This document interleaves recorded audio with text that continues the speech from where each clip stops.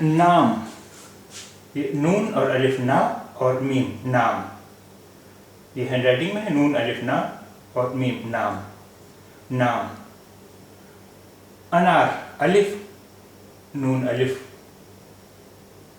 अना और रे, अनार, अलिफ की आवाज़ है, आ की आवाज़ है, नून और अलिफ की ना की आवाज़ है, अना और रा, अनार, अनार। नाम, अनार।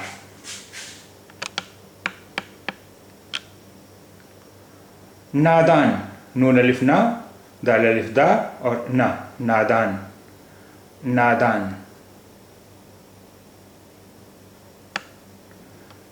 देखिए ये जो एक गोल सा अक्षर है, इसका नाम है हे,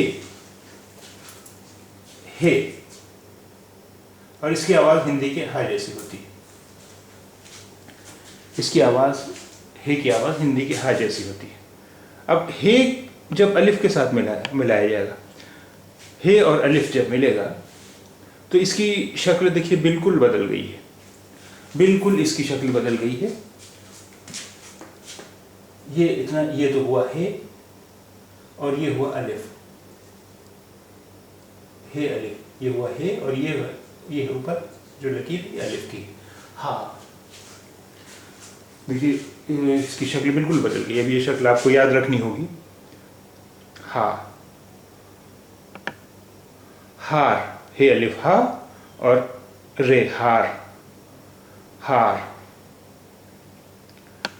ये देखिए ये अक्षर है, इसका नाम है छोटी ये, छोटी ये। इसकी आवाज़ हिंदी के या जैसी होती है। अब ये जब अलिफ के साथ मिलेगा तो इसकी ये शक्ल बिल्कुल गायब हो जाएगी। और देखिए ये यहाँ पर देखिए,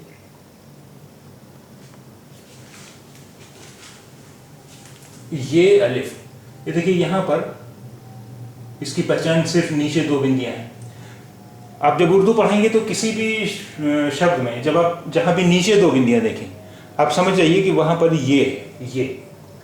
तो ये देखिए ये दो बिंदियाँ हैं, ये तो हुआ ये और ये है अलिफ, ऊपर जो लगी गई है ये अलिफ, ये हुआ या, या। ये हैंडराइटिंग में है, ये प्लस अलिफ, या, या। याद, ये अलिफ या और दाल, याद, याद। आया, अलिफ मद आ, ये अलिफ या, आया। वो याद आया, वाव है वो, ये अलिफ या और दा याद, अलिफ मद आ और ये अलिफ या, आया।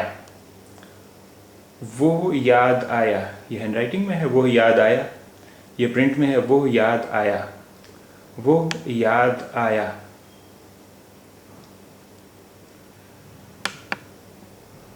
रब याद आया, रेबे रब, ये अलिफ या और दाल याद, अलिफ मद आ और ये अलिफ या, आया।